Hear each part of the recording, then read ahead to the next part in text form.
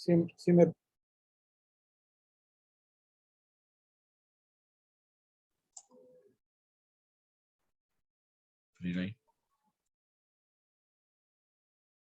Linda noche, distinguida concurrencia que nos acompañan por el Zoom, así como vía Facebook. Les doy la más cordial bienvenida a la 35ª Jornada Académica Internacional del Instituto Internacional de Victimología, Ciencias Jurídicas y Forenses Indubio Pro Victimae, Induprovic. Es para mí un honor presentar al presidente del Instituto Induprovic, el doctor Julio Matos Quesada. Es de nacionalidad peruana, abogado, magíster en Derecho Penal, doctor en Derecho, tiene maestría en Criminología y Psicología Jurídica en la Facultad Interamericana de Litigación de la Universidad de Navarra de Abogados AC de México. Además, tiene maestría en Administración de Recursos Humanos de la Universidad La Cantuna. Es experto en victimología, victimodogmática, derecho victimal, política victimal, victimología forense, victimalística, psicología victimal, criminología, criminalística y derecho penal. Como también es profesor honorario de la Academia Morelense de Ciencias Forenses AC de México. Es autor de un libro sobre victimología. Actualmente, el doctor Julio Matos Quesada es investigador y profesor ordinario en la categoría principal de la Escuela de Derecho de la Universidad César Vallejo, filial Huaraz, Ancash, Perú. Bienvenido, doctor Julio Matos Quesada. Tiene el uso de la palabra. Bueno, muy buenas noches, estimada Friday. Gracias por la presentación. Bueno, nuevamente un saludo cordial a todos los hermanos latinoamericanos, nuestros miembros honorarios, ponentes, estudiantes, todos los públicos interesados latinoamericanos presentes aquí en esta 35ª Jornada Académica Internacional. Esta vez teniendo como invitado de honor a nuestro hermano país del Ecuador. Muy bien, entonces, esperando que cada una de estas semanas haya sido de su agrado, nosotros hemos tratado de democratizar cada una de las ponencias con diversos temas, ¿no?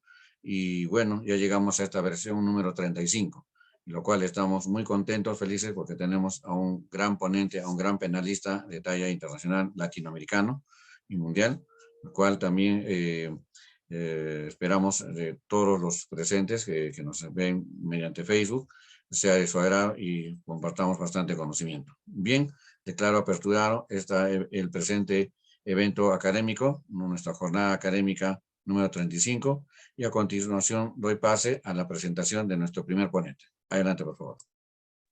Muy buenas noches tengan todos ustedes. Mi nombre es Xiomara Carrión.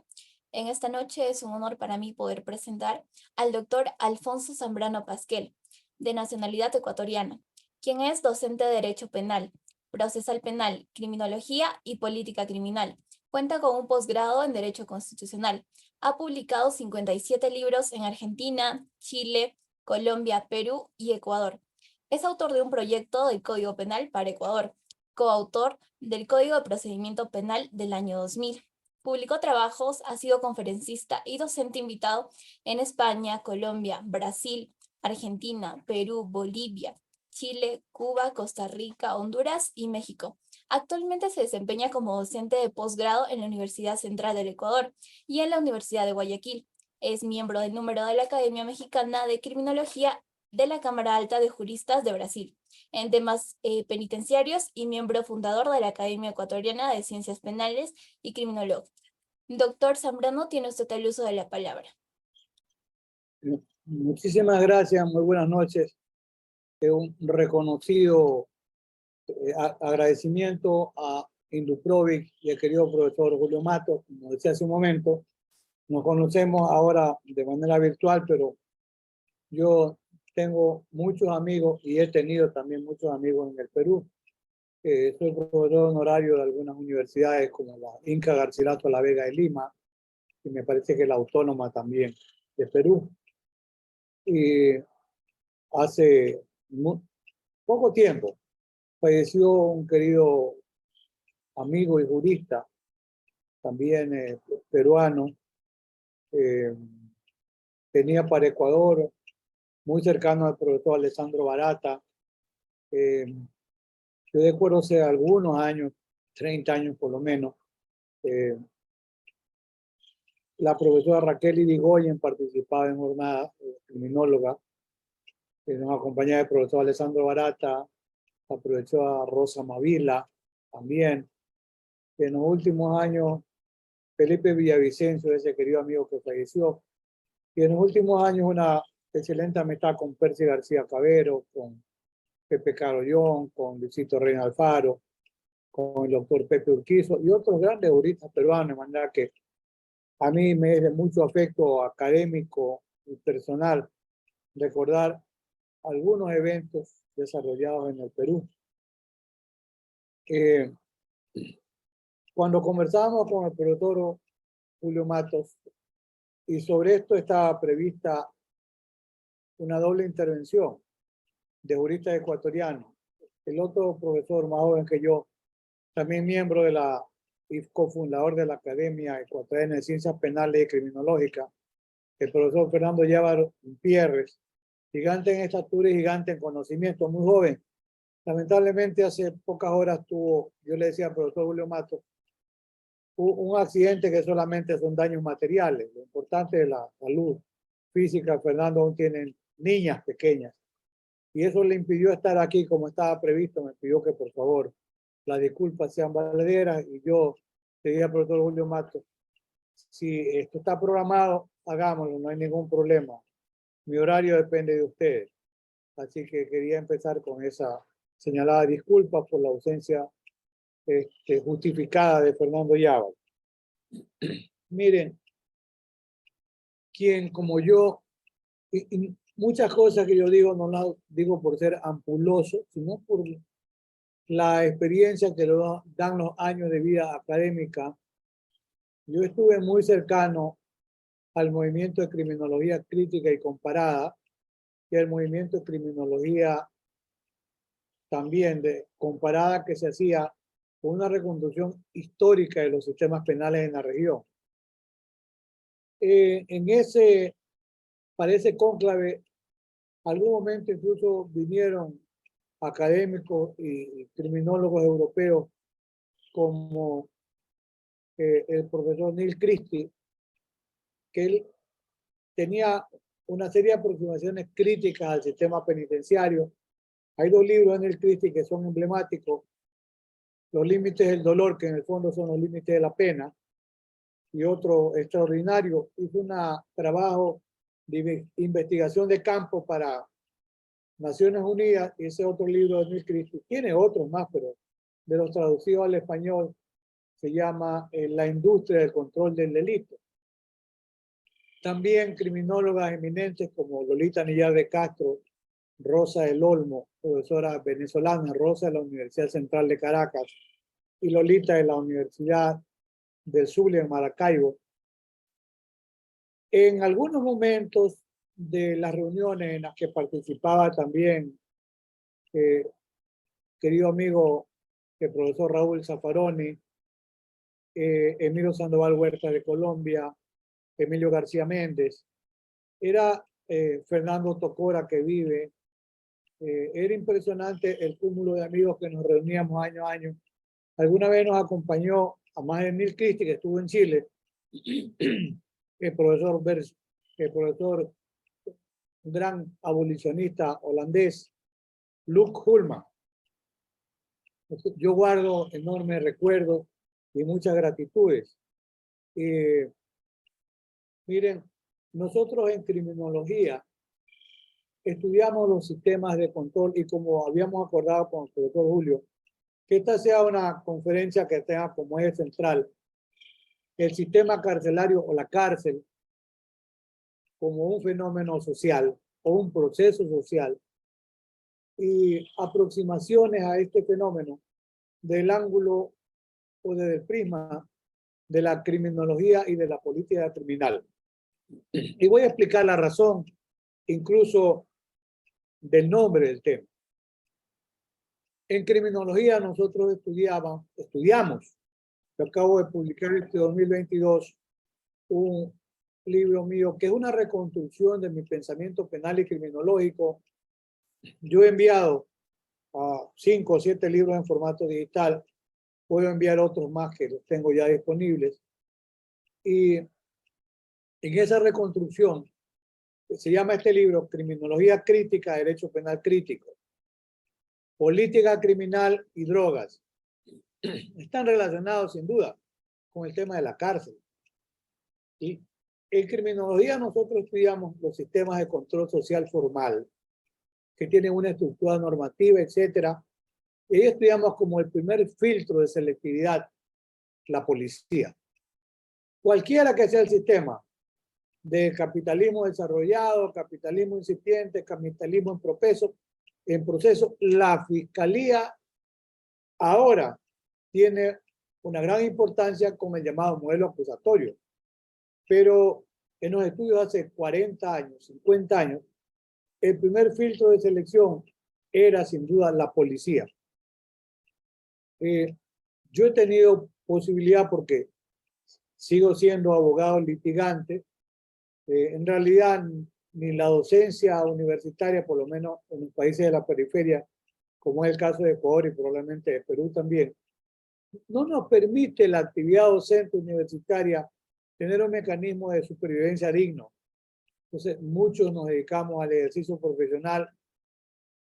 Las publicaciones a veces se pueden negociar derechos de autor, no siempre, pero el fuerte para muchos, como Alfonso Zambrano, es el ejercicio y el litigio profesional. Por eso es que tenemos los penalistas activos. Hemos tenido la suerte o el privilegio de conocer de cerca cómo se maneja el sistema carcelario. Y les comentaba, en la formación criminológica se dice, el primer filtro de selectividad, ¿dónde está? Está en la policía. Y la policía tiene un proceso de selección positivo y negativo. Aprende a uno y no aprende a otros. Con el devenir del tiempo y a partir de la década de los años 90 del siglo XX, ya la presencia del profesor Zaffaroni en el ANUT dio un gran impulso al modelo acusatorio, cuya figura más importante, sin duda, un querido amigo que lamentablemente falleció, el profesor Julio Bernardo José Mayer. Como yo le digo, le decía a Julio con mucho cariño, el papá de la criatura, el autor de un código procesal penal modelo para Iberoamérica. Yo tengo una edición de 1989, forma adenda de un tratado. Ese tratado de Julio era en 3 volúmenes, luego tiene una edición posterior con Editorial del Puerto de 5 o 6 volúmenes. Y estando el profesor Zaffaroni en las Naciones Unidas, el profesor Julio Mayer es convocado para trabajar con todo el proceso de la reforma procesal penal latinoamericana. Inicialmente lo acompañan 2 distinguidos alumnos de él, el profesor Maximiliano Rusconi. Maxi vive, es muy joven, bueno, está en edad mediana, puede ser 50, 52 años, y otro gran procesalista, alumno de Julio Mayer, luego lo recuerdo porque estuve en más de una reunión también con él, y fueron sembrando la simiente de ese modelo acusatorio. Allí en el modelo acusatorio, y refería al modelo acusatorio porque va a tener un gran protagonismo la fiscalía, que en los modelos como el modelo inquisitivo no la tuvo. El otro gran mecanismo de control social eran los jueces, los tribunales de justicia. Alberto M. Binder es el otro gran jurista, alumno de Julio Mayer, que junto con Maximiliano Rusconi empiezan a trabajar en los años 90 con los primeros proyectos de Código Procesal Penal para América Central y Latinoamérica. Y un hecho que debo referir por lo anecdótico, habían trabajado en un proyecto en Guatemala, y en el proyecto, que también fue de Código Penal, llamaba mucho la atención que en la parte general había una referencia, estoy hablando de los años 1990 del siglo XX, había una referencia a la responsabilidad penal de personas jurídicas. ¿De dónde surgía esto? Uno de los que había trabajado como asesores o consultores era el profesor David Baigún, gran jurista de la U de Buenos Aires. Los amigos, con mucho respeto y cariño, le decíamos el Tute Baigún. Él funda el INACIP en Buenos Aires y él había sido también profesor de Alberto Binder y de Maximiliano Rusconi. Y él llega como consultor al proyecto en Guatemala, llevado también por Raúl Zaffaroni. Por eso, y el profesor David Baigún ya falleció, el autor de un libro extraordinario sobre responsabilidad penal de personas jurídicas. Por eso la impronta, como digo yo, imborrable, en ese anteproyecto de Guatemala de responsabilidad penal de personas jurídicas, se debía justamente al profesor David Baigún. Entonces, jueces y tribunales eran el segundo segmento de control social.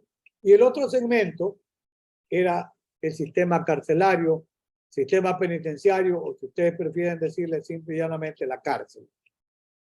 De pronto, la cárcel podía ser la cenicienta, pero que tiene un gran poder en los procesos de criminalización y de reproducción criminal, y ya vamos a ver por qué. El profesor Alessandro Barata decía que hay un proceso de criminalización primaria. ¿Cuándo se da? Cuando se dicta la ley. Y un proceso de criminalización secundaria que se va a presentar cuando la ley se aplica. Y allí había una selección primaria. A ciertos ciudadanos la ley los aprendía y se aplicaba, y a otros no. Había, de suerte, un proceso que impedía que ciertos ciudadanos sean aprendidos por el sistema penal. Pero eso era nuevo, no.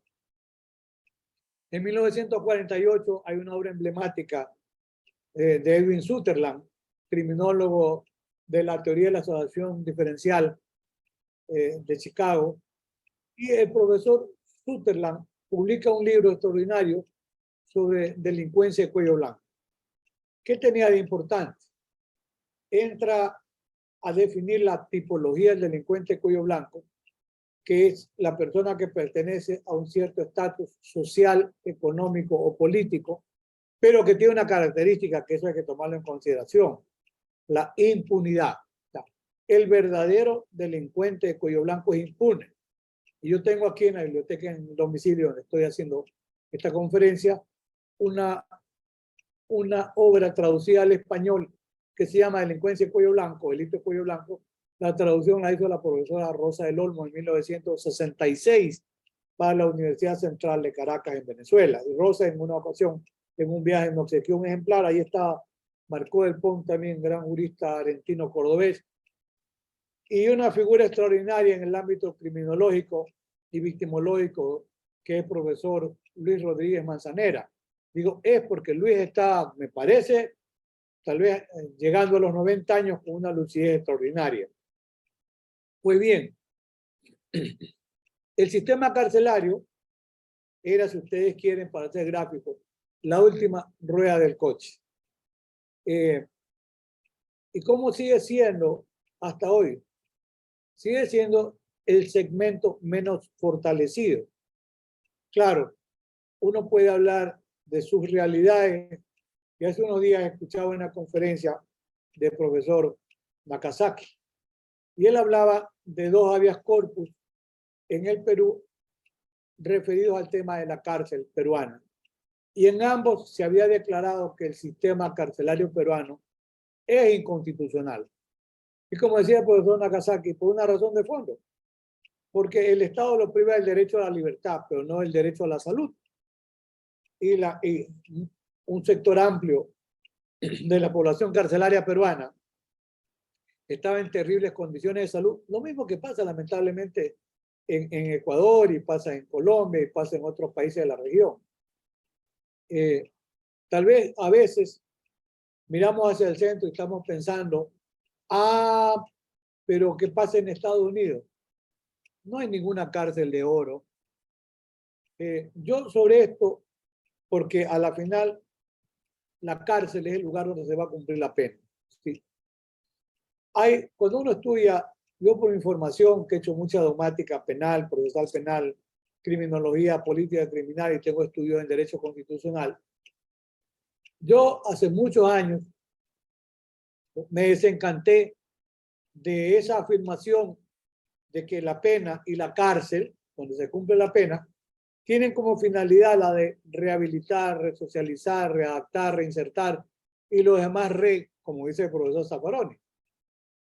Claro, está constitucionalizado también en Ecuador, pero eso es parte del discurso político hipócrita que tienen muchos sistemas constitucionales.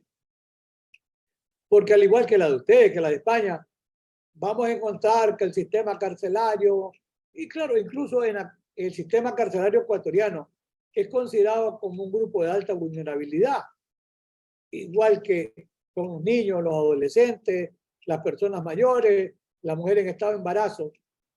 Es un grupo de mayor vulnerabilidad porque está privado de la libertad. Y la constitución nuestra, igual que la de ustedes, dice que el Estado provendrá que el interno, ahora ya simbólicamente le dicen PPL, personas privadas de la libertad, pero no ha cambiado, ese es un fraude de etiqueta, no cambia el tratamiento carcelario hacia el preso. Entonces, ¿qué ha venido pasando? Que nos llenamos de buenas constituciones, pero que hay que tener presente algo que dice el padre del garantismo penal, don Luigi Ferrajoli, el autor de esa obra emblemática de Derecho y Razón, pero hay otra obra importante que hay que revisar, que es Principia Juris, son como 3.000 páginas, yo diría que es la obra más emblemática del profesor Ferrajoli. Y él dice, hay grandes constituciones con muchos artículos y llenas de garantías.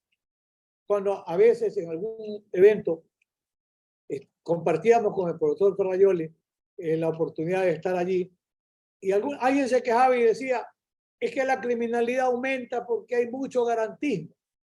Es un acto de barbarie decir esto, y esto viene de políticos de izquierda y de derecha. Miren, no hay exceso de garantismo.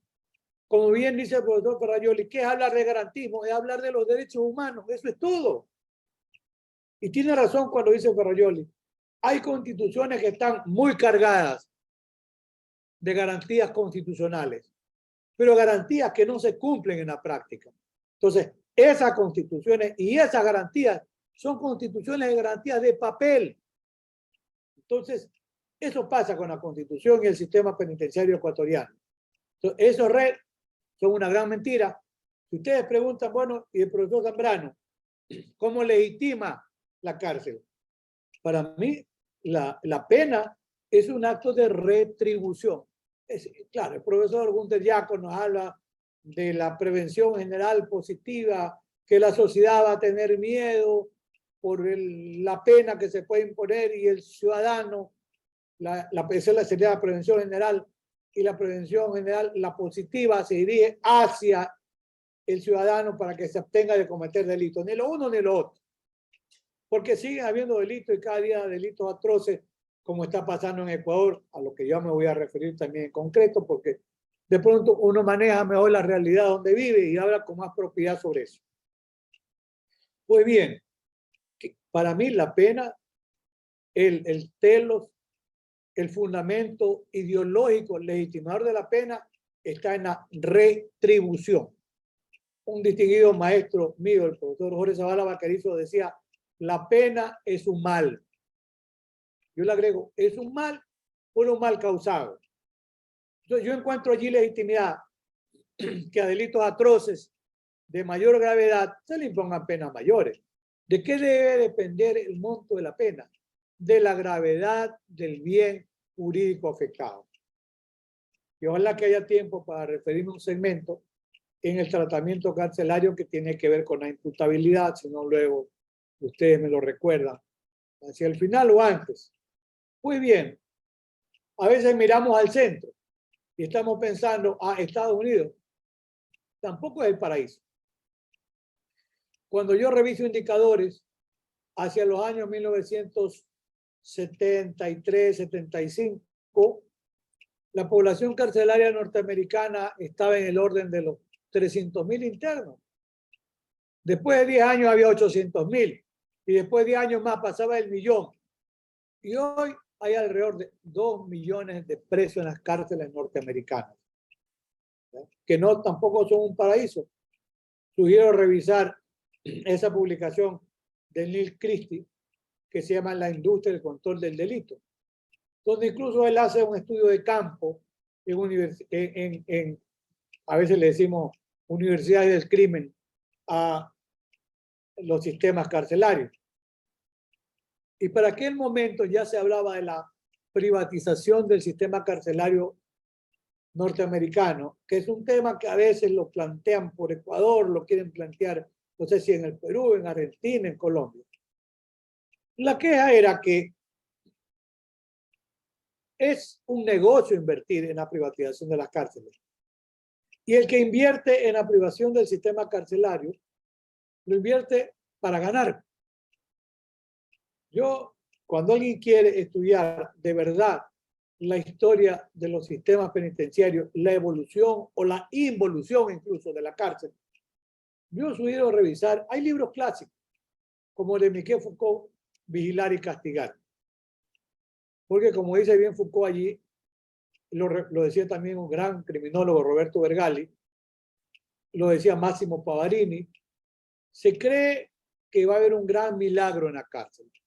Se toma preso al ciudadano, se lo priva de la libertad y se cree que mirándolo enjaulado como fiera, a ver qué pasa, se va a transformar, se va a producir la presencia de Aladino y la lámpara mágica para lograr la gran transformación. Eso no existe, no existe. Por eso decía en algún momento el mismo profesor Máximo Pavarini, que hay en la cárcel, dice, la cárcel es un gran atlas humano, una enorme fauna humana en cautiverio. Eso es la cárcel. Y ninguna cárcel produce milagros. Ya Estados Unidos hoy tiene más de 2 millones de internos, producen la moratoria en ciertos lugares porque ya no hay más lugar para más presos. Yo sugiero, y decía, leer Michel Foucault, Vigilar y Castigar. Otro libro muy importante de Máximo Pavarini, y otro criminólogo más que luego va para Estados Unidos. Hay un libro, Cárcel y Fábrica, los orígenes del sistema penitenciario. Y hay otro libro de Kurt Kirchheimer. Hay una traducción de Emilio García Méndez, jurista argentino que estuvo en las Naciones Unidas. Y ese libro emblemático se llama Pena y Estructura Social. Cuando la cárcel resultó funcional porque le permitía al interno encontrar mecanismos de supervivencia. Y aquí es valedero lo que dice Raúl Zaffaroni. Se priva de la libertad a un ciudadano y se cree encontrar el gran milagro. Se lo priva de la libertad y se lo trata de educar para que aprenda a vivir en libertad. Pero dice bien Raúl, es un contrasentido, porque eso es como que él enseñara a jugar fútbol a alguien en un ascensor. No, el fútbol se aprende en la cancha, no en un ascensor, no encerrado. Pero eso es la cárcel, es un encierro. Si alguien me va a decir que hay cárceles que han producido el milagro, es posible, pero eso es excepcional. Que en algún momento de la historia, en estos libros clásicos, se encuentra, porque a ver, ¿cuál era la pena clásica en la antigüedad? En la antigüedad no había cárceles. La pena de muerte. Subieron revisar una obra emblemática en materia de criminología y de penología, como la de Hans von Jetting, sobre la pena de muerte, en 2 tomos, 3 tomos extraordinarios. Y hasta el siglo XVII y XVIII, la pena por excelencia era la pena de muerte. El sistema se volvió más sofisticado. Incluso se llegaba a ejecutar, recuerden ustedes, la famosa guillotina de origen francés. El autor de ese mecanismo para cortar la cabeza rápido era un médico francés, el doctor Guillotin, pero que también era político, y a Guillotin terminó con la cabeza bajo el hacha. Llegó un momento en que ya, como yo digo simbólicamente, el hacha ya no tenía filo y había decenas de personas que estaban esperando para que les corten la cabeza. Se llevaba a los niños. ¿Para qué? Se decía que podía, ahora en psicología moderna podríamos decirle que era una suerte de catarsis para que el niño, por el miedo de que le cortaban la cabeza, pues se alejara de la posibilidad de cometer algún delito. Nunca sirvió para eso, porque con el tiempo, la catarsis en psicología produce un efecto diferente, la asimilación. Y con el tiempo, los niños y las personas que iban y los jóvenes a ver las decapitaciones, era una especie de fiesta, se reían y aplaudían. Entonces no había ningún efecto, ningún mecanismo de prevención. Y se dijo, bueno, ya no podemos ejecutar a más gente. ¿Qué hacemos? Ahí, a partir del siglo XIX, cambia el discurso de la pena y de la cárcel. Y se dice, bueno, en lugar de mantenerlos, de ejecutarlos, porque ya no podemos hacerlo con tanta gente, démosle actividad, vamos a hacerlos trabajar. Entonces, la cárcel se convierte en un sitio donde el interno tenía que trabajar. Y como eso empieza a ser de alguna manera importante por la ocupación, empieza a ser rentable, el interno empieza a ganar algún dinero para ayudar a su familia que estaba afuera. La familia luego va a ayudar al interno en el trabajo. ¿Y por qué no continuó ese sistema carcelario en Europa? Por eso ese libro extraordinario de Máximo Pavarini, Cárcel y Fábrica. Porque la cárcel se convirtió en una gran fábrica que era productiva, y entonces la inquietud que a ustedes les puede quedar es ¿y por qué no continuó la cárcel productiva? Porque la cárcel comenzó a crear un mercado paralelo en esa incipiente industria pequeña, porque podía producir a un menor precio con una mano de obra más barata. La competencia desleal con el mercado formal, con la industria formal, es la que hace que se cierren las cárceles en Europa. Se cierran las cárceles. Por eso cuando la cárcel nos llega a América Latina, nos llega una cárcel fallida, una cárcel que había sido ya cerrada en ese discurso de ser una cárcel productiva.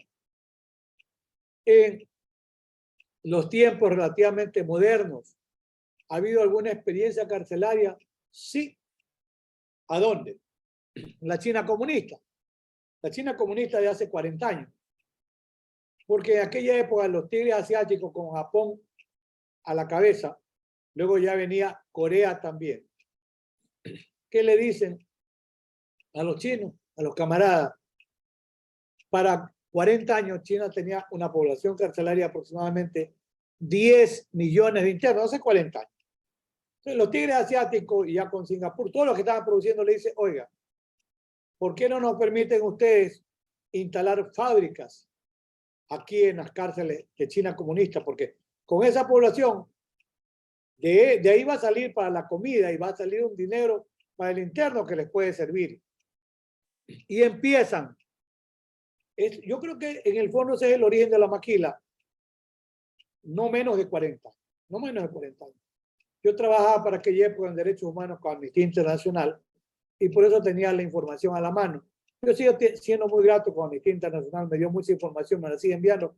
Pues ya mi actividad académica no me permite hacer ese voluntariado, lo hago de manera eventual o esporádica. ¿Qué pasó en la China comunista? Que hoy es un imperio económico. Se dice a rato, la primera economía mundial es la norteamericana, quién sabe. Si la segunda es la China, puede que la China sea la primera economía. Sin ser eso un país de bonanza, no. La China comunista se dio cuenta que en el capitalismo estaba el mecanismo de supervivencia y hoy es una suerte de... Esa China comunista ya no existe, es una China eminentemente capitalista, las construcciones no pagan de trabajar y producen muchísimo y producen de todo.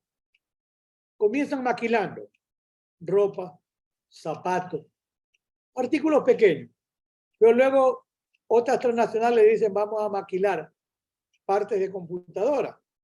Hoy hasta una Mac, le hacemos propaganda gratuita, no nos da ni para chupar un mango, pero estoy utilizando una Mac o utilizo una Dell, una Hewlett Packard en la oficina. Pero ahora, si ustedes ven las partes, muchas son hechas made in China, Singapur. A veces una marca, hacemos propaganda gratuita, a veces una marca como la Sony, en Estados Unidos te encuentra una cámara que dice fabricada en Japón, que es mucho más cara. ¿Por qué? Porque la mano de obra es cara. Entonces, hasta ahí va bien la cárcel de China comunista. ¿Y qué pasa luego? Los tigres asiáticos le dicen, por eso es que empiezan, ojo, Adidas, Reebok, Nike, Puma, todas las grandes transnacionales de los zapatos y zapatillas de caucho. La mayoría, made in China, made in Singapur, made in Tailandia, made in Malasia. ¿Por qué? Porque la mano de obra es más barata. La IBM empieza a producir partes, luego computadoras, pantallas y todo lo demás. Pero luego dicen los tigres asiáticos, no nos conformemos con esto. Y les plantean instalar en la China comunista fábricas enormes. ¿Para qué? Para empezar a trabajar con ensambladoras de vehículos. Para sacar vehículos hace 30 o 40 años a un precio de $5,000 o $8,000. Ahí se produce un salto. La industria automotriz mundial, alemana, italiana, española, inglesa, norteamericana, digamos, todo el trozo de Detroit y compañía, se quedan. Y ahí hay un discurso, Amnistía Internacional, empieza a tomar una serie de denuncias, la Cruz Roja hace visitas in situ y se comienza a decir, es que el interno chino, el que está en la cárcel, es explotado, no le pagan lo justo, no tiene seguro para accidentes, no tiene seguro social, la familia también es explotada. Y eso hace que definitivamente la cárcel de China comunista desista de ir en la línea del ensamblaje de los vehículos. Esa es la razón por la cual dejaron de ensamblarse. Pero hoy la China ensambla vehículos a mucho menor precio que el resto del mercado.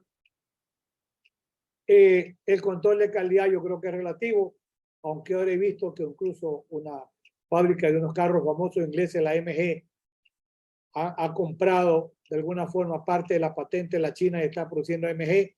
Ojalá que haya control de calidad, porque es una línea muy emblemática, como hablar como de un Alfa Romeo, la MG inglesa, como la Audi inglesa. Entonces, está produciendo ya autos de mucha mejor calidad. Pero esa es la fallida cárcel en la China comunista como ensambladora de vehículos. En Estados Unidos se ha tratado de privatizar las cárceles en algunos segmentos, pero el presidente Biden dijo en enero del 2021, no más privatización del sistema carcelario. ¿Por qué? Porque la cárcel, y con más razón, es un estado como el norteamericano de capitalismo avanzado, es una fuente de trabajo y de explotación para el que invierte recursos. Y además se detectaron que había actos de corrupción dirigidos dinero a gobernadores, etcétera, a determinados departamentos. Entonces dijeron, no más cárceles privadas, y las que existen, el Estado tiene que hacerse cargo del sistema carcelario.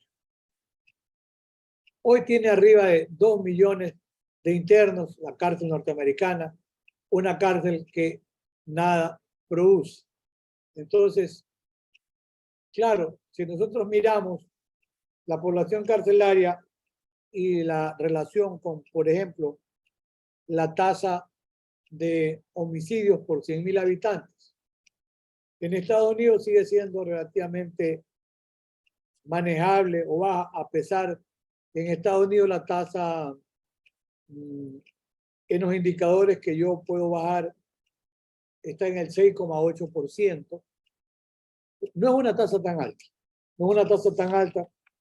Hay indicadores, me refiero a algunos que yo tengo a la mano, el 2021. Jamaica tiene 49.4% por 100,000 habitantes. Venezuela 49.9%. Honduras 38.6%.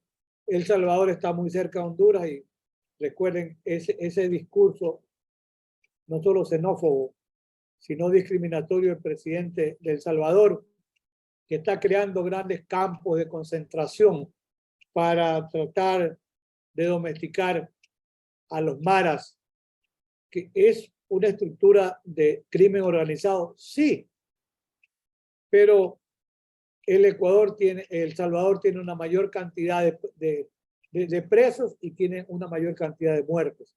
Y ahora está creando cárceles de máxima seguridad y dice, no le vamos a dar de comer, pues eso lo quiere domesticar con el látigo y haciéndolos pasar hambre.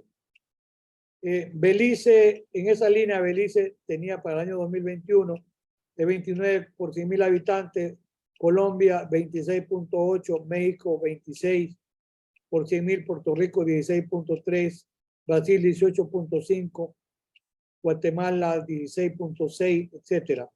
Iba bajando el índice, interesante, Uruguay 8.5, Paraguay 7.4, Nicaragua tiene un bajo índice de criminalidad, 5.7, Perú, en esta publicación que Insight Crime Organización de 2021 refleja un 4.3% por 100.000 habitantes, lo cual diría que es más que bueno y más que manejable.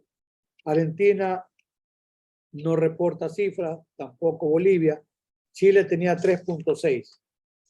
Pues bien, nosotros, para el tema, y quiero completar con alguna idea tomada incluso de la publicación de Neil Christie en el tema de la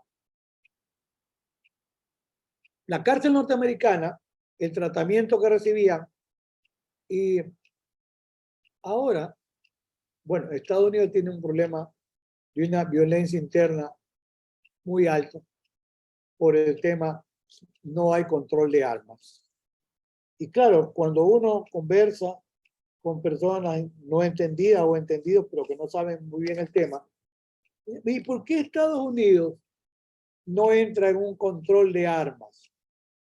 Bueno, la razón de orden constitucional y de garantías es que la segunda enmienda garantiza el derecho de un ciudadano norteamericano a portar armas, no solo para la defensa de su integridad, de su familia y de su propiedad, sino para la defensa del propio Estado. La idea de la segunda enmienda, que tiene más de 200 años, es que si hay una población civil armada, jamás habrá un levantamiento militar, jamás habrá una dictadura militar, porque eso sería una nueva guerra civil. Esa es la razón por la cual Estados Unidos tiene la segunda enmienda y no hay mecanismo de control, la exigencia de que, bueno, que le hagan un examen para ver si tiene o no problemas mentales, pero eso genera que el mercado negro. Es que, mire, la primera economía mundial subterránea es la del tráfico de armas, que implica el dumping, una producción de armas mayor que la que se registra, que van al mercado negro y de eso se nutren los grupos terroristas, la guerrilla, los grupos narcoguerrilleros, etc. ¿Eso qué significa en términos económicos? Un manejo de más de 800.000 millones de dólares por año. Es una economía gigante, gigante. La otra gran economía mundial subterránea es la del tráfico de drogas ilegales. ¿Cuánto manejan las drogas ilegales? Alrededor de 550.000 millones de dólares por año, o sea, 550 billones. Claro, en el tema de la droga, desde hace 40 años también, no solo Alfonso Zambrano, otros juristas, hemos opinado que la gran respuesta debe ser la legalización de las drogas que están hoy no permitidas, como cocaína, como heroína, etc. ¿Cuál es el gran problema? El gran problema es la economía, cómo podría verse afectada, porque de esos 550 billones o 550.000 millones de dólares, el 80% se lava en la banca del primer mundo y el 20% regresa a la región. Posiblemente el país más favorecido es Colombia, donde llega la mayor parte del 20%.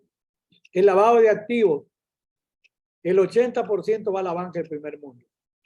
Yo creo que cuando converso con economistas no hay respuesta. Yo les pregunto, a ver, ¿qué pasaría si de las venas económicas mundiales se sacan esos 400.000 millones de dólares por año. Alguna vez me dijo un economista, la economía mundial podría quebrar. Ese es el problema por el cual es imposible, y reitero, imposible ir a la única salida racional y razonable, que es legalizar las drogas. Estados Unidos, las enmiendas, como los 10 mandamientos, están escritas en piedra, salvo una. En 1919 se dicta una enmienda que prohíbe el alcohol. Y fue el movimiento de las mujeres en Estados Unidos que llevó a que el señor Estado dicte una enmienda prohibiendo el alcohol. Pero ¿cuánto duró la prohibición? Es la única enmienda que ha sido después revocada. 14 años, 1933. ¿Qué surge con la prohibición? La mafia ítalo-norteamericana. Ya la época de Lucky Luciano, la familia de Nueva York, los Gambinos, los Lucchese y demás familias. Entonces, frente a eso, después de 14 años, se dijo, no, hay que legalizar, porque ahí se encontró una respuesta. Se dijo, es que, ¿por qué se muere el usuario? Por la mala calidad del producto. Entonces va a haber control de calidad y ya no va a haber la adulteración del producto. Y entonces cada uno que consuma de alcohol lo que quiera. Pero si ustedes ven, de los estados norteamericanos, alrededor de 30 estados tienen legalizada la marihuana. ¿Por qué? Porque la marihuana la están produciendo, pues ya le encontraron un uso industrial, ya el cannabis, que son primo hermanos, porque no tiene tetraído cannabinol, el cannabis, el otro, el cáñamo. Pero bueno, así es el sistema mágico también norteamericano, ya le encontró funcionalidad. Y entonces hoy en muchos países es la tendencia a legalizar la marihuana, no la cocaína. En ese trabajo, Emil Christie pone en evidencia que Estados Unidos había gastado de 30.000 o 40.000 millones de dólares por año en alrededor de 20 años para modernizar su sistema carcelario. Y las cárceles más modernas, decía Emil Christie, parecían ser un gran campo de concentración, porque recuerden ustedes las viejas tomas que nos ofrecen las películas, los enlatados, que los internos hacen una revuelta, queman colchones, ¿verdad? Producen incendios. Pues las cárceles modernas ya no tienen esa posibilidad, porque ya por último no tienen colchones, dormirán en un sitio mucho más duro. Están diseñadas de manera que las puertas se abren y cierran automáticamente a control remoto o mediante un sistema telemático computarizado.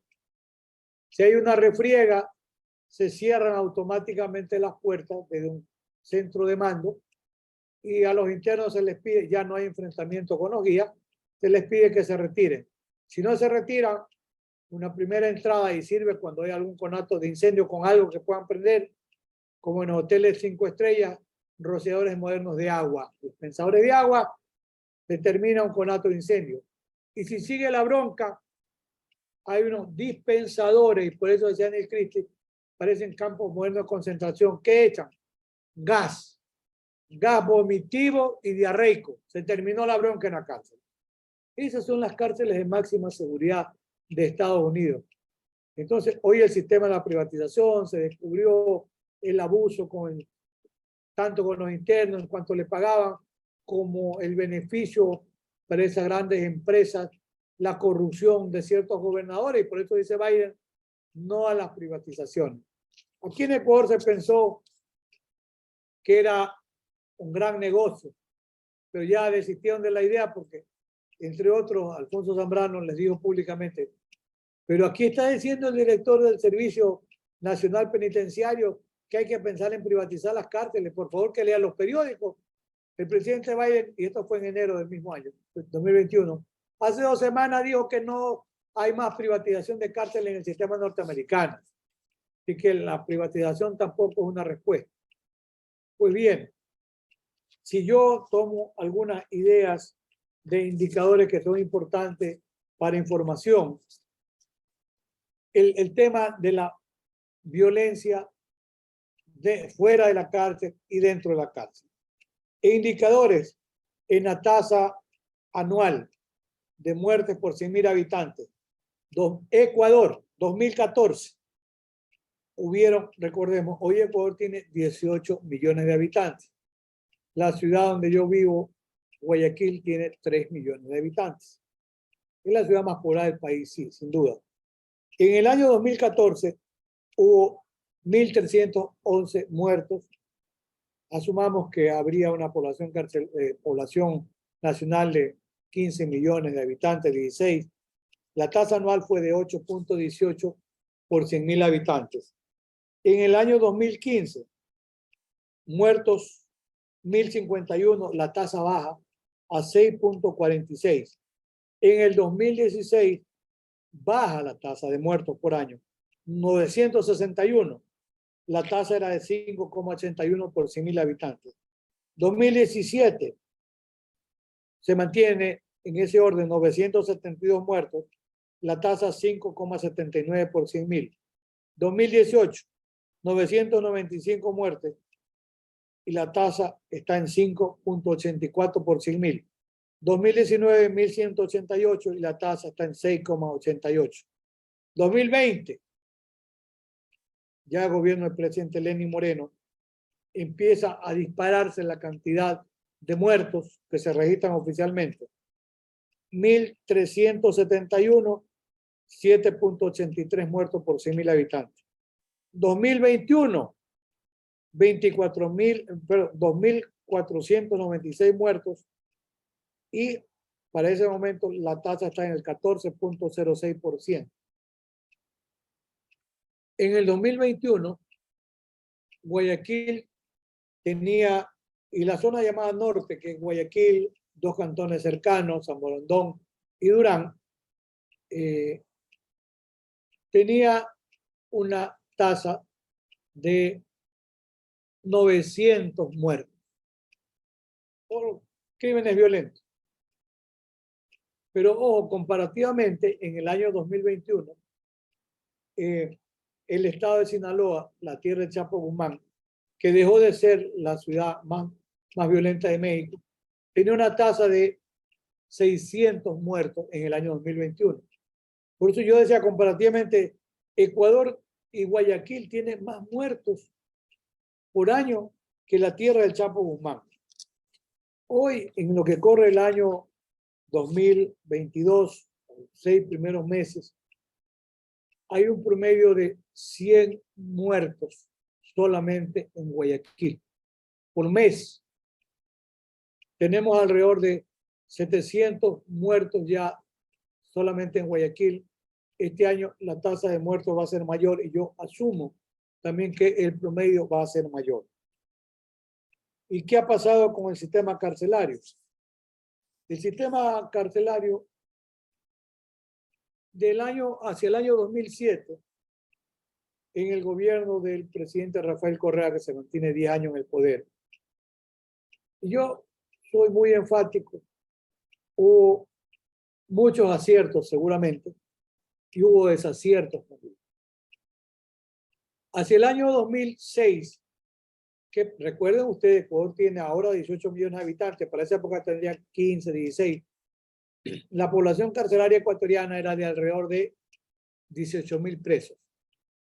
Con la presencia, porque esto es importante, lo que pueden hacer buenos operadores, la presencia de un director de rehabilitación penitenciaria para Ecuador, el profesor Ernesto Pazmiño Granizo, graduado en la Pontificia Universidad Católica de Quito, la capital, es nombrado director del sistema carcelario. Y Ernesto hace un excelente trabajo, porque no teníamos en Ecuador defensa pública. Yo soy coautor del Código de Procedimiento Penal del año 2000, con el profesor Edmundo Durán Díaz, igual que Guerrero Vivanco, que es el primer modelo acusatorio, donde hablamos ya de la necesidad de institucionalizar la defensa pública, similar a lo que pasaba ya con la Fiscalía en el modelo acusatorio. Incluso hoy la Constitución dice que la defensa pública habla de igualdad de armas, tendrá que contar con recursos similares a los que tiene o con los que cuenta la Fiscalía, y eso no ocurre lamentablemente.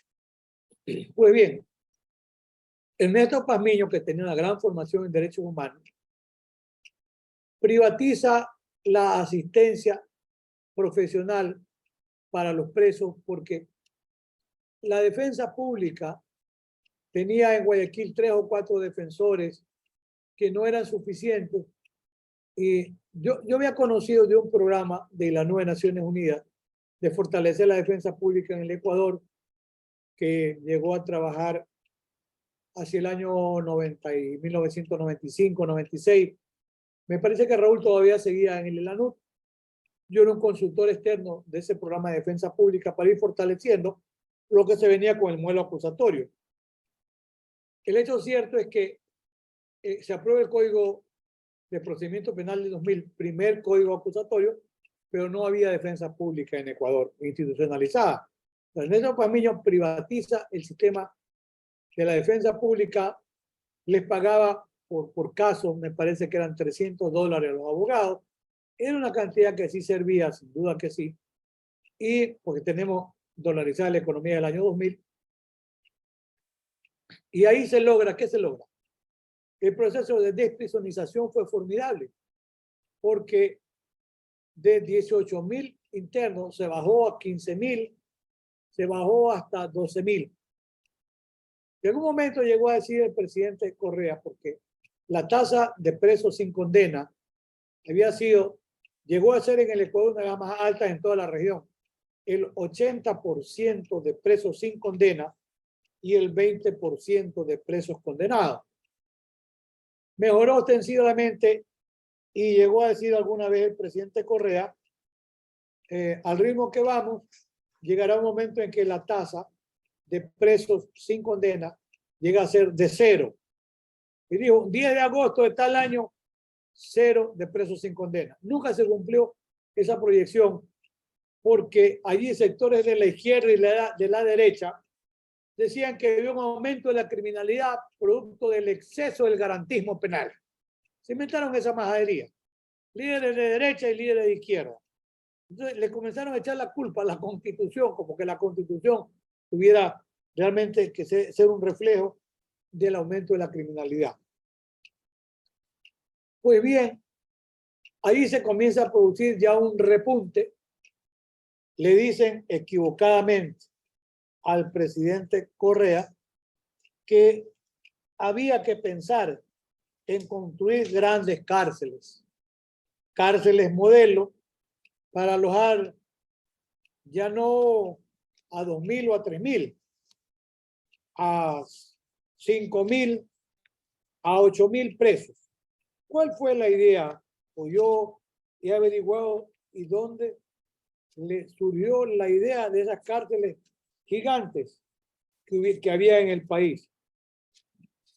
Una en el litoral cerca de Guayas, una cerca de Cuenca, una ciudad preciosa en el Turi, y otra en la Tacunga, llamada como cárceles regionales. ¿Qué es lo que se buscaba con ese sistema de cárceles regionales? Se pretendía que allí se concentraran los internos con el gran argumento de que allí se podía atender de mejor manera a los presos y que se podía incluso hasta alguien, yo le escuché decir que se podía pensar en colegios, universidades, bibliotecas, hospitales. Cuento y cuento. Costaron una fortuna esas cárceles y como alguna vez cuando conversaba con Rosa del Olmo, con Elías Neumann, gran criminólogo argentino, el mismo Raúl Zaffaroni, ¿qué es lo que pasa con las cárceles gigantes? Que va a haber la manera de poblarlas. Lo único que asegura más cárceles es que va a haber más gente presa. Entonces, se han creado megacárceles, ya no quieren decir. La de Guayaquil, cuando aparecen por ahí cifras, tengo entendido, son 3 cárceles y hay alrededor de 18.000 presos. ¿Sí? ¿Cuántos presos hay en la cárcel ecuatoriana hoy en el 2022? Alrededor de 40.000 presos. La población carcelaria ecuatoriana, aproximadamente el 30% está sin condena y el 70% está condenado. Para el 2021, la capacidad carcelaria era 28.554, eran cifras del SNAI, que tiene que ver con el sistema carcelario. Para el mismo año 2021, nosotros más o menos cerramos cifras de 40.000, pero el 2021 dijo el SNAI para diciembre que había 38.917 presos, casi 39.000, y el hacinamiento carcelario era del 36%, dicho por el propio SNAI. A ratos, cuando se habla de procesos de desprisionización, porque luego yo le dedicaré algunos minutos a algunas propuestas que yo he hecho, parece ser que a la larga algunas se han tomado en consideración, ya explicaré cuáles y cómo. Cuando se está pensando, yo decía al inicio del gobierno del presidente Lazo, porque el problema está en que la cárcel ecuatoriana se volvió una cárcel muy violenta y en un país de 18 millones de habitantes,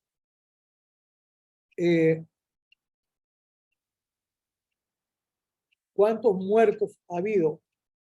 Entre el año 2021 y lo que va 2022, hay más de 400 muertos producto de la violencia dentro de la cárcel ecuatoriana. 400 muertos en un país pequeño, pero con una cárcel sobrepoblada.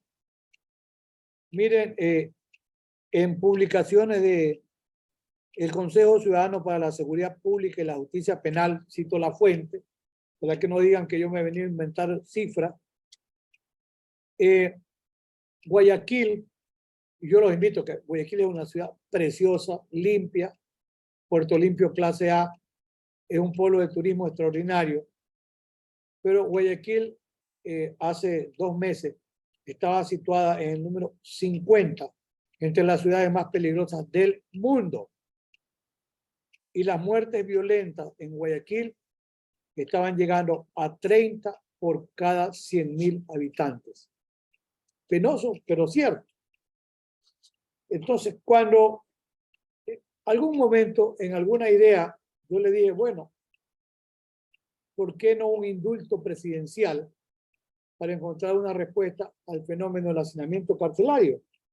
Y de manera que aquellas personas, porque ya tenemos nosotros la posibilidad de penas acumuladas hasta 40 años, no un código no poco punitivista, es de bastante punitivismo. Y yo les decía, a ver, esos delitos de menor entidad, pongamos un rango de hasta 5 años, la condena, por primera ocasión se trata de delitos de no haya mayor afectación de bienes jurídicos, podía el presidente con un indulto presidencial humanitario poner en libertad, se consideraban aproximadamente 5.000 personas podrían recuperar la libertad. Algún asesor del gobierno le gustó la idea, pero luego dieron marcha atrás. Y ya voy a decirle, la idea es que se dijo, van a salir los violadores, van a salir los asesinos, los traficantes de droga. Y voy a indicarles con cuadros que tienen que ver con el tema carcelario hacia diciembre del 2021, hace apenas 6 meses, cuál es el porcentaje de presos por delito. Pues bien, otro tema importante, se decía que alrededor de 5.000 personas podían acogerse a los beneficios de excarcelación, como libertad anticipada, libertad controlada, libertad vigilada, con el 60% de cumplimiento efectivo de la pena y el 80% en otros casos. Se decía que habían como 5.000 causas que estaban represadas. Yo creo que esas habrán, no sé, despachado 400, 500, no creo que es mucho más. El caso de los ciudadanos extranjeros, con la mayoría de los países de convenios de repatriación. Y entonces, en Ecuador, colombianos, alrededor de 5.000, 5.500, de los cuales 3.000 ya tenían condena en firme. Hay un convenio de repatriación suscrito con el gobierno de Colombia y tenía que Ecuador simplemente hacer operativo el convenio, y eran 3.000 presos menos colombianos, de los cuales no se ha enviado ni a 50. Como anécdota les cuento que algún momento un gobierno chileno, no sé si en la época de la señora Bachelet o de otro de los presidentes, o Piñera, le dijo a los bolivianos: aquí tenemos una cantidad, cientos de presos bolivianos relacionados por drogas y por otros delitos. Queremos entregárselos para que cumplan la pena en Bolivia. ¿Y qué les dijo el gobierno boliviano? No, nosotros no tenemos a dónde mantenerlos. El problema de ustedes es que los cogieron presos. Vean lo que hace Chile con ellos. Bueno, el gobierno chileno le dijo: bueno, vamos a chartear aviones, la TAN, la línea de bandera de Chile, y vamos a empezar a mandarles por ciento los bolivianos. Y eso empezó a hacer el gobierno chileno. Iba al aeropuerto del Alto en La Paz: aquí hay 200 bolivianos. Si quieren, cójanlo, y si no, pues que se vayan a su casa. Eso hizo Chile frente a la resistencia de Bolivia de no aceptar que recibir a sus connacionales para que sigan cumpliendo la pena. Un tema también interesante: ¿cuántas personas están en la cárcel? Y ahí es criminal, como decía mi amigo Elías Carranza, criminalizar la pobreza. No porque han cometido delito, o delito entre comillas, no puede pagar las pensiones alimenticias de los hijos. Es criminalizar la pobreza, pero por supuesto, habían en la cárcel ecuatoriana alrededor de 4.000 presos por no poder pagar alimentos. ¿Qué es lo que tenía que hacerse? Ponerlos libres. Entonces, pero los alimentos. ¿Saben cuánto cuesta mantener a un interno en la cárcel ecuatoriana por mes? $600 mensuales. Si el Estado le daba un bono de $300, porque el salario mínimo nuestro debe estar en $450, si le daba un bono de $300, que es muy significativo, a la familia, el Estado se ahorraba $300 y $300 le daba a la familia, y salíamos todos beneficiados. ¿Y qué hacer? La posibilidad de trabajo a la que yo debo referirme, porque me parece que es interesante. Generalmente, nadie quiere darle trabajo a una persona que ha estado presa. Pero vaya en la línea de los incentivos tributarios a las grandes empresas, y alguna vez he leído de una importante empresa peruana, la propietaria daba trabajo a los internos y está bien. ¿Cuál era la sugerencia que yo le hacía al Estado ecuatoriano? Y la mantengo por escrito y está publicado en un libro. Dele incentivo al empresario que le va a dar trabajo al que sale de la cárcel. Si usted le da incentivo tributario, va a tener cientos de plazas de trabajo, porque allí, pues, para la selección de personal le dirán: no, con más razón para los padres que están presos porque no pueden pagar alimentos. Si usted es empresario y le va a dar un incentivo tributario, va a aceptarle trabajo, por supuesto. Y en caso de delitos menores, también. Miren, en cifras, como se hablaba de van a salir los violadores y los asesinos, yo decía, a ver, por delito de drogas, están a diciembre del 2021 presos el 29%. De ese 29%, el 40% son jóvenes drogadependientes en su mayoría, que de acuerdo con la Constitución ecuatoriana, el 13 y 4, la drogadicción es un problema de salud pública. Pero no puede el señor Estado ponerlos libres si son drogadependientes. Tendría que ir a un proceso mínimo de deshabituación o desintoxicación para dar la posibilidad de que salgan de alguna manera desintoxicados. ¿Cuál es el problema? Los pone libres y ¿qué ocurre? Ese joven va a seguir siendo un microtraficante. Porque esa es la diferencia entre el microtraficante pobre y el microtraficante que tiene recursos. El microtraficante pobre, que generalmente es droga dependiente, como yo digo, se fuma la ganancia, se inhala la ganancia. Y es un circuito infernal, porque esa persona, ¿qué va a ocurrir? Esa persona sale de la cárcel y sigue dedicado al microtráfico para seguir consumiendo.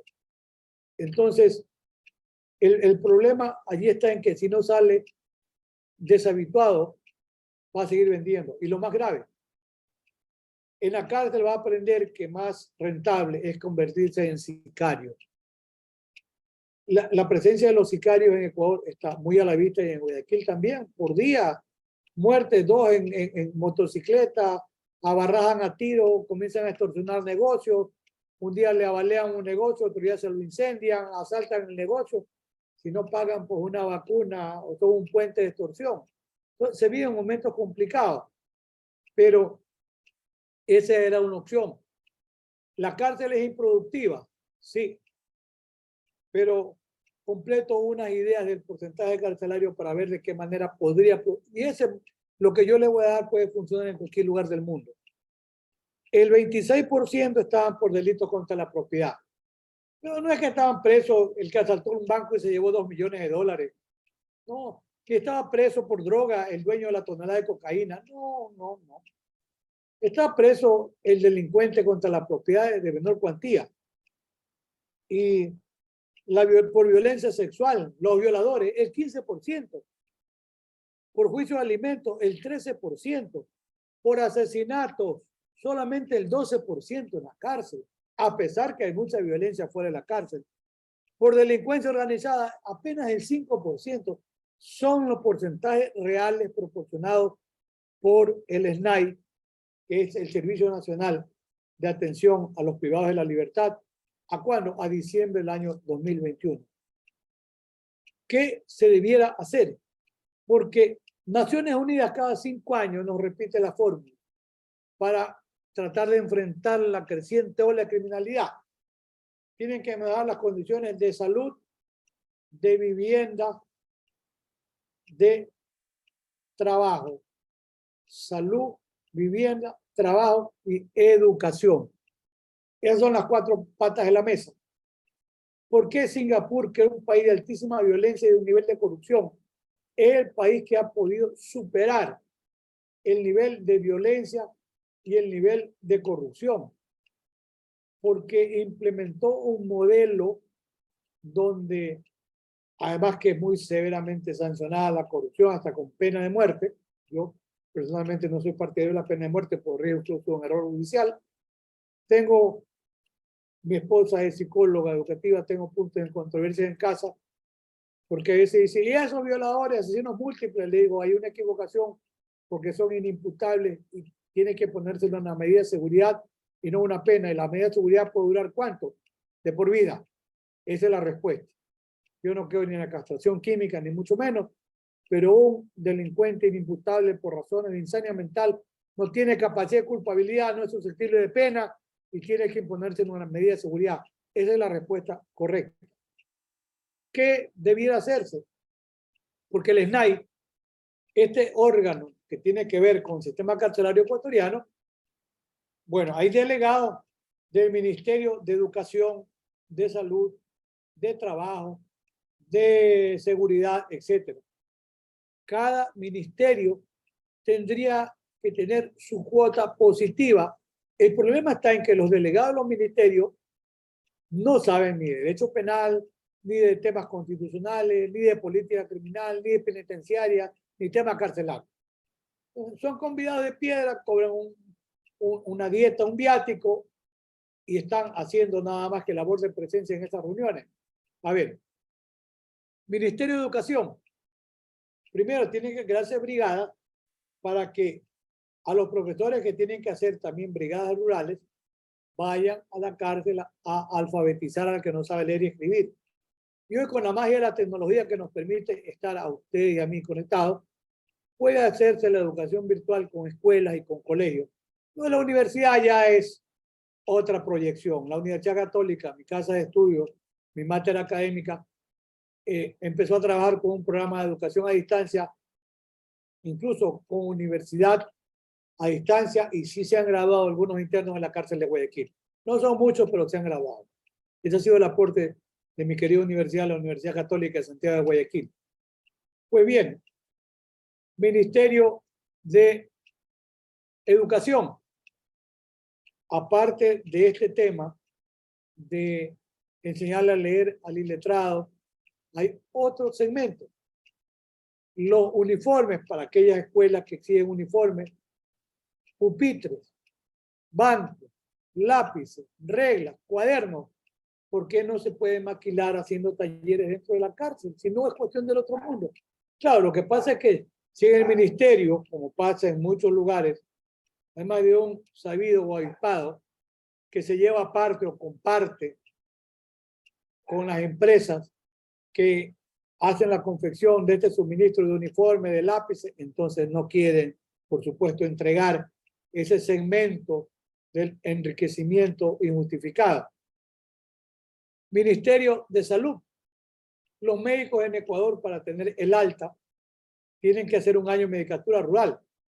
Porque si en la cárcel no hay médicos suficientes, menos psiquiatras, menos especialistas, no hay psicólogos, no hay trabajadores sociales, porque el Estado le dice, no hay dinero, no hay, bueno, como hay el Ministerio de Salud, que los médicos tienen que antes de estar habilitados para el ejercicio de la medicina, ese médico tiene que haber hecho un año de medicatura rural, que parte de esos médicos, que hay harto médico desempleado de paso, vaya a hacer la medicatura rural en el servicio carcelario.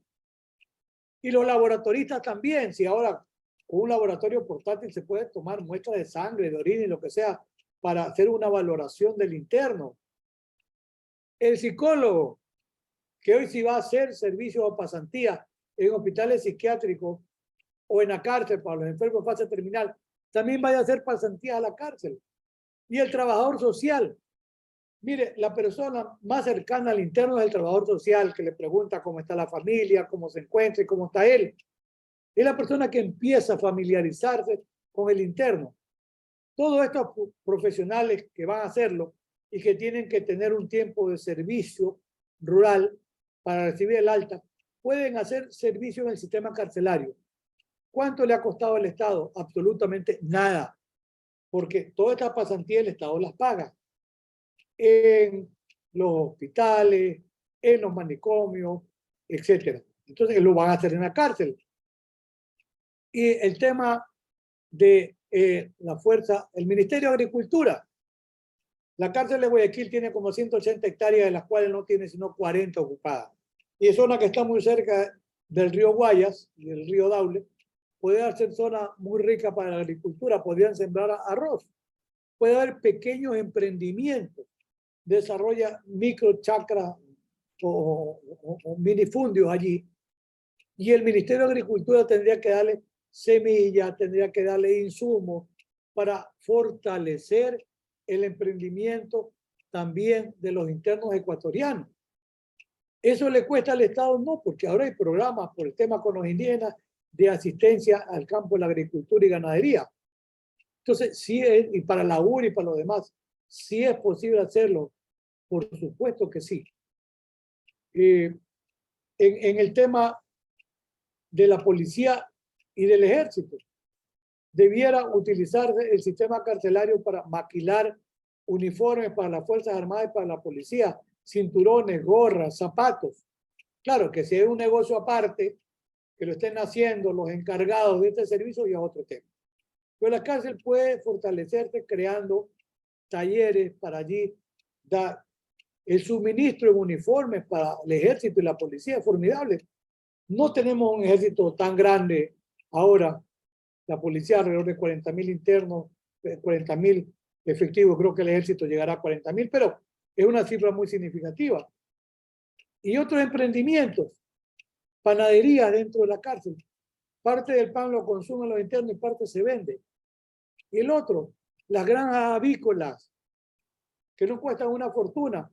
Parte de la producción de la granja avícola queda para la alimentación del interno y parte se vende. Entonces, ¿qué es lo que falta ahí? Decisión política. Porque sobre esto, los factores desencadenantes de la criminalidad los podemos trabajar.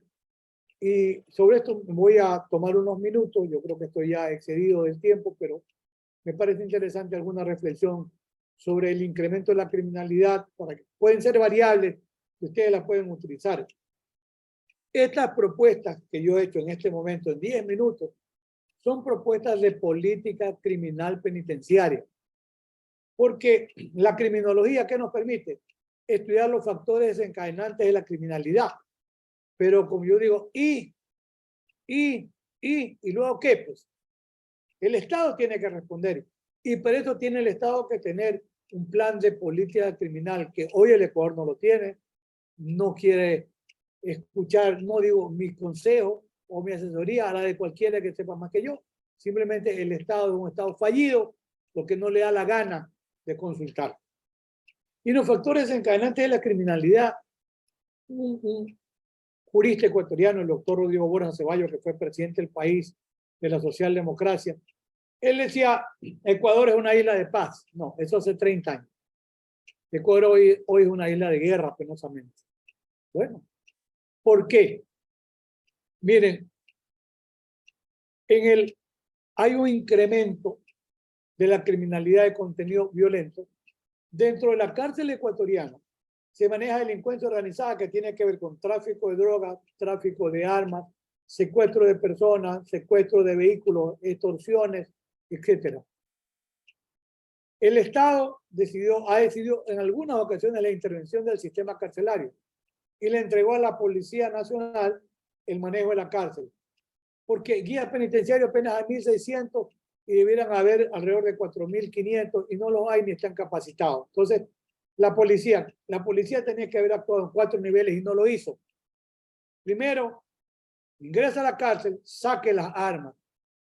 Dentro de la cárcel hay rifles de asalto AK-47, hay M1, etcétera, metrallas, pistola Glock 9 milímetros.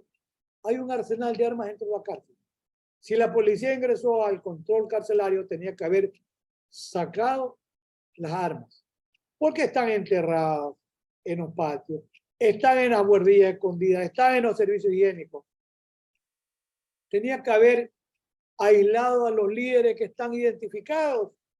Hay una cárcel de máxima seguridad, La Roca, que tiene capacidad para 200, hoy hay como 50.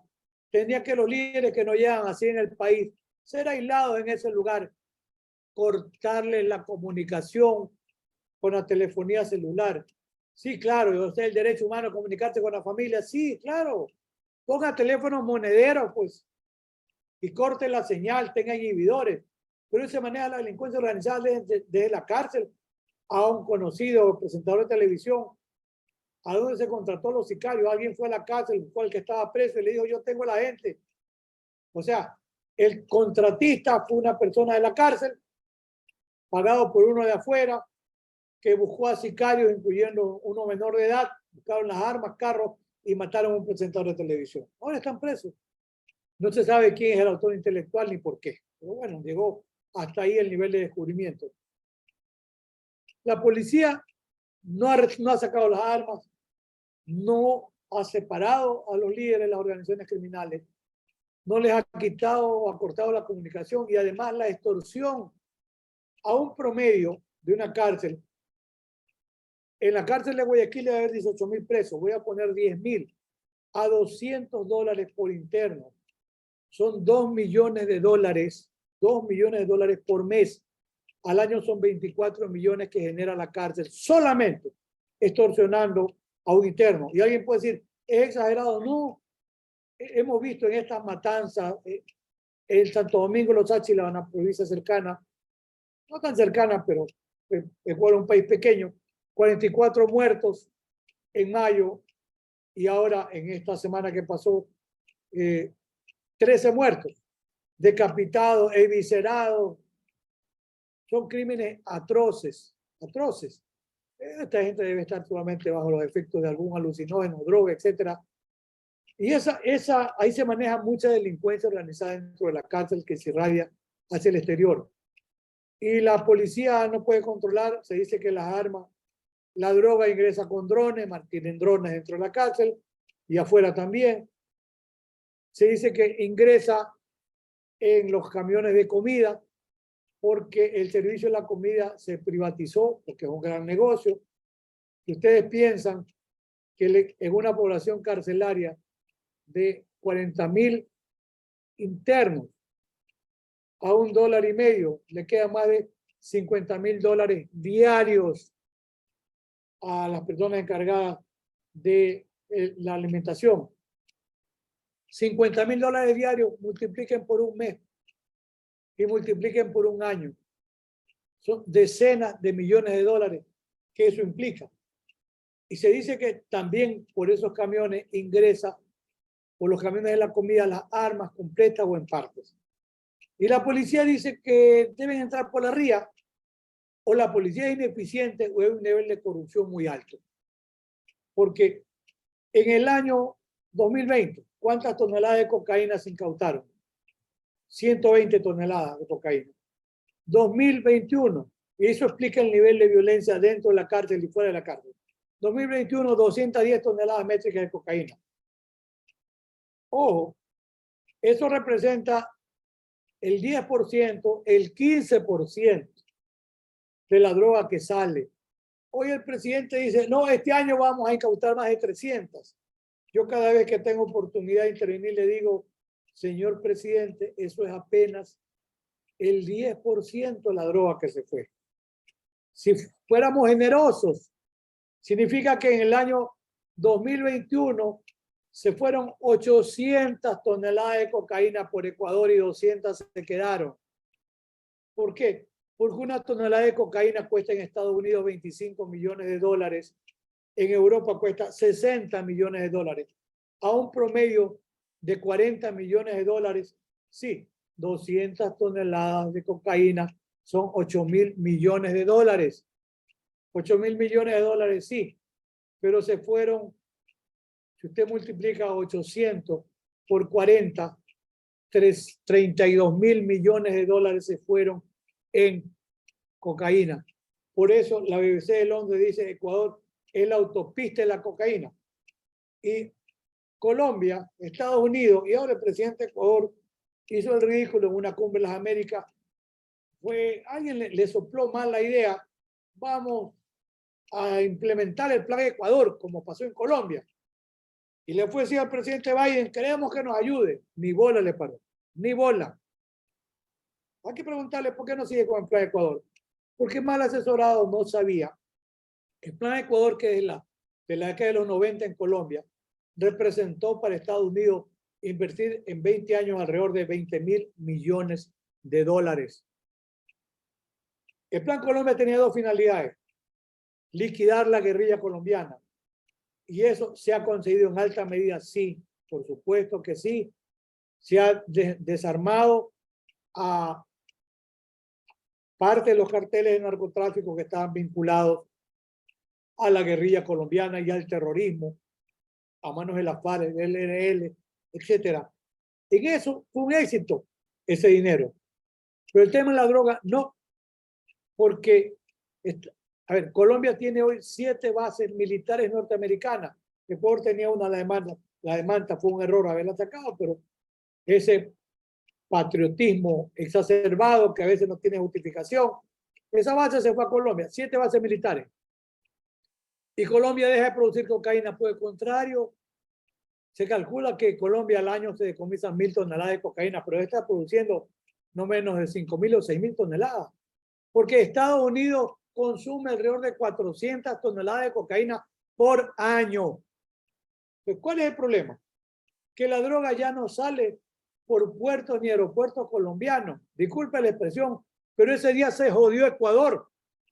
Porque la droga sale por puertos ecuatorianos y por el aeropuerto menos, pero por puertos ecuatorianos. La policía dice que la carga en el puerto de Guayaquil apenas puede ser escaneado, decía antes el 2%, después dice el 5%, el 10%. ¿Cuántos containers salen por el puerto de Guayaquil? Alrededor de 1.200.000 containers. Y apenas se pueden controlar 1.200 containers. Esa es la dura y penosa realidad. La respuesta, el presidente dijo que sí, debe escanearse toda la carga en puertos y aeropuertos. Porque claro que es significativo el dinero que el narcotráfico deja de ganar, pero muy significativo lo que está ganando con esta autopista de la cocaína que es Ecuador. Entonces, no se puede controlar el ingreso de armas, y el ingreso de armas viene básicamente por Perú, donde yo sé ustedes tienen una libre importación de armas, de pronto que no la tienen, pero el contrabando es muy alto. Por la frontera con Perú vienen las armas, y por la frontera con Colombia viene la droga. O sea, no puede la policía y no puede el ejército controlar las fronteras, o es negocio no controlar. Les voy a contar un hecho cierto. En el juicio contra el Chapo Guzmán en Nueva York apareció que una figura importante, recuerden ustedes, los carteles mexicanos no producen cocaína, los carteles colombianos sí.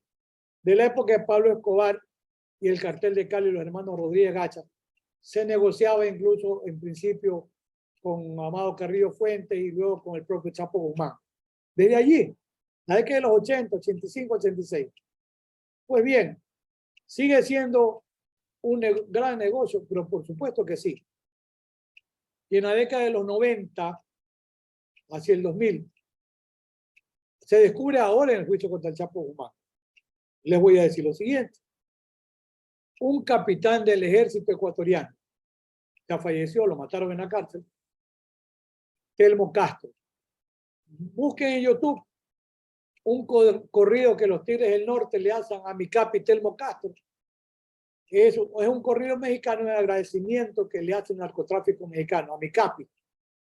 Porque en camiones del ejército transportaba cocaína desde Colombia.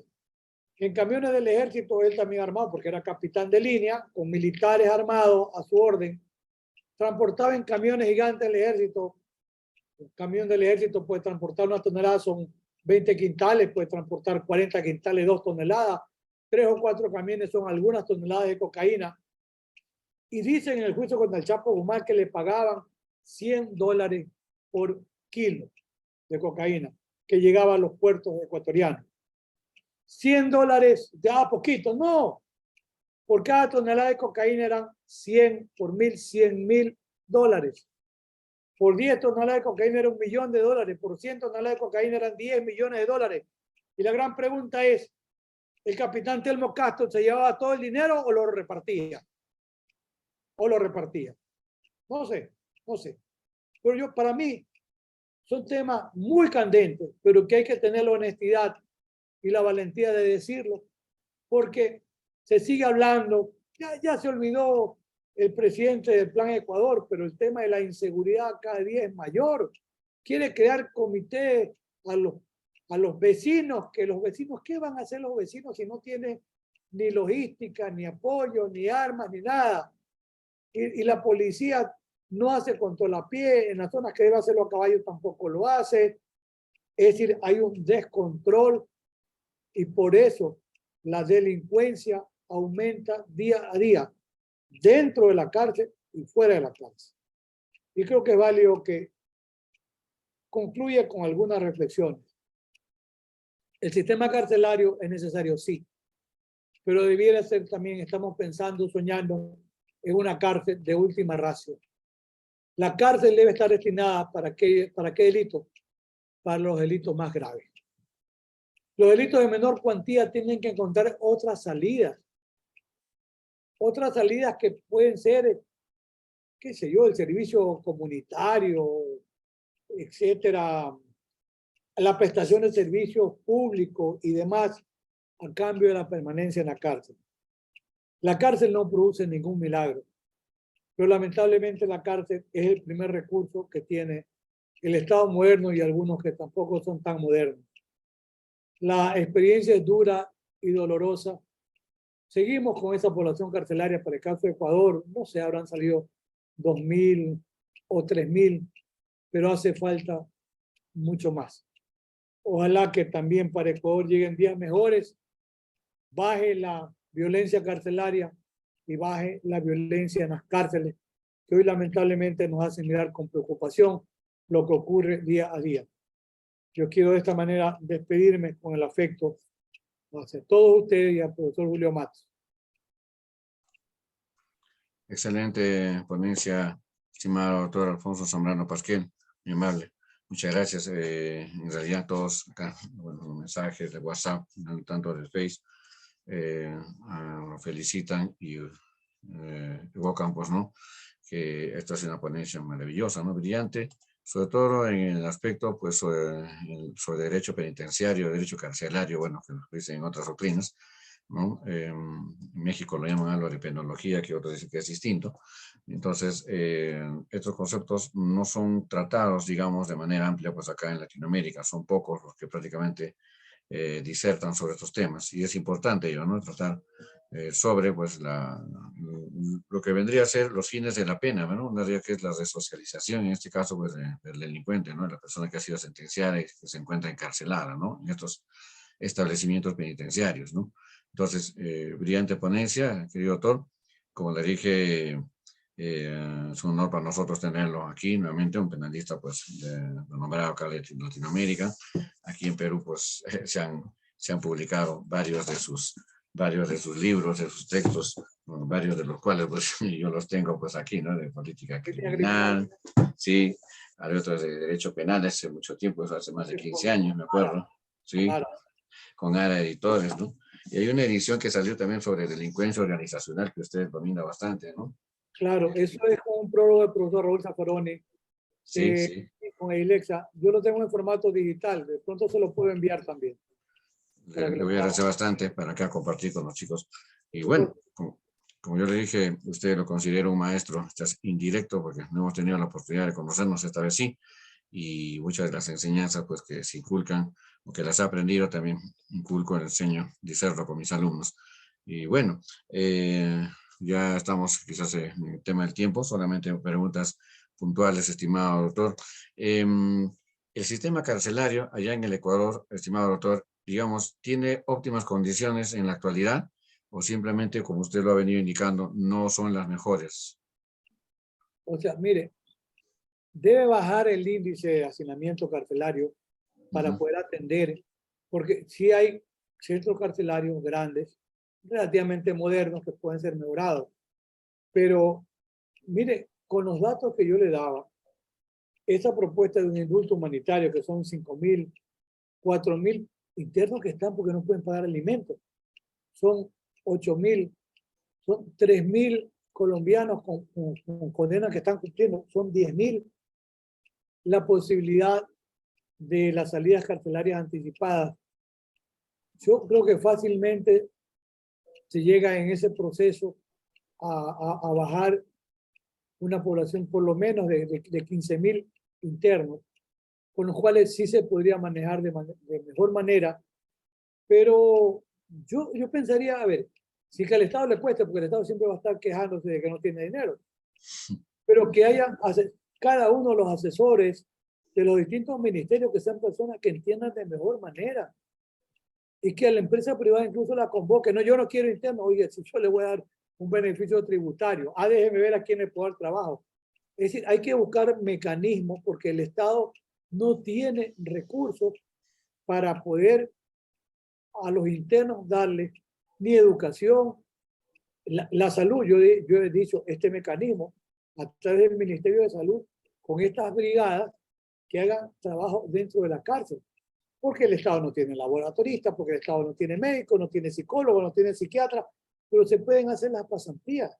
Eso para mí es una propuesta de política criminal muy concreta, que no representa una gran inversión para el Estado, pero tiene que empezar por, además, los sustitutivos de la prisión preventiva, que cuando hemos hablado en prisión preventiva hay alrededor de 15.000 o 16.000 presos en prisión preventiva. Si se aplican los sustitutivos, debe salir el 50%. Son alrededor de 8.000 presos, porque son delitos menores, arresto domiciliario, no, tiene que trabajar, el grillete electrónico, usted no tiene prohibición de salir del país, que se presente, etc. Yo sí creo que con ese rango se puede bajar 20.000 presos. Y con eso, con 20.000, más que suficiente con las cárceles grandes que tiene el Ecuador para trabajar en serio. Pero hay que darle y al señor Estado hay que insistirle, no con el ánimo de ofender al presidente, ni mucho menos, pero hay que decir al Estado las verdades, porque si no, si nadie se las dice, el Estado tampoco entiende. Entonces, la Asamblea da poco espacio. Me ha gustado mucho este conversatorio. No me dio oportunidad de grabar, pero como usted tiene la conferencia, como usted me la envíe, yo la puedo subir a mis redes, que yo tengo más de 5.000 en cada una de las redes, son alrededor de 20.000 personas que me siguen. es importante por el trabajo que yo hago de difusión y el trabajo de ustedes también. Así que, querido profesor, como siempre a la orden, ya habrá oportunidad de tratar otros temas, pero muy reconocido con usted y con Induprovic, que entiendo que es la institución con la que usted trabaja. Muchas gracias, estimado doctor. Bueno, como usted dice, hay muchos temas para conversar.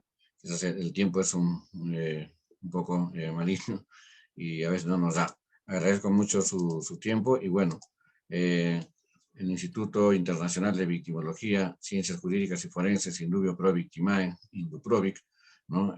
Otorga el presente certificado, ¿no? En honor a la ponencia otorgada por el excelentísimo doctor Alfonso Zambrano Pasquel, de nacionalidad ecuatoriana, ¿no? Con su tema La cárcel, un proceso social abordado desde la criminología y la política criminal, habiendo participado, ¿no? De manera muy excelente y didáctica en esta 35ª Jornada Académica Internacional. Muchas gracias, estimado doctor. Quizás sus palabras. Gracias también por este reconocimiento. A mí los estímulos, los reconocimientos de la academia son muy significativos. Los guardo con mucho aprecio. Luego ya lo recibiré para poderlo guardar también en mi registro y que sean parte de mi hoja de vida académica. Querido profesor, nuevamente muchísimas gracias. Reciban desde Guayaquil, Ecuador, un fuerte, fraterno abrazo académico. Muchísimas gracias. Muchas gracias a usted, estimado doctor Zambrano Pasquel. Un gusto, un honor haber dialogado con usted, como le digo. Y bueno, será hasta una próxima oportunidad, Dios mediante, y muchas gracias. Bendiciones para usted y saludos a los hermanos ecuatorianos. De igual manera para usted también y todo. Gracias. Muchas gracias. Okay. Bueno, finalizando la presente ponencia, bueno, hemos tenido a nuestro excelentísimo invitado, el doctor Alfonso Zambrano Pasquel, quien pues es un ponente de talla internacional, el cual hemos tenido el gusto de haberlo tenido en esta oportunidad, en esta edición número 35. Bueno, no me queda más que declarar clausurada la presente edición, la presente jornada académica, y bueno, muchas gracias a todos los miembros honorarios, los colegas, no todos los invitados, ¿no? Por haber estado presente en esta magna ceremonia, que cada semana venimos nosotros organizando y presentando, ¿no? Esperando que haya sido el agrado de ustedes. Muchas gracias, muy amable y Dios los bendiga a todos. Estaremos hasta una próxima oportunidad, hasta un próximo evento. Muy buenas noches.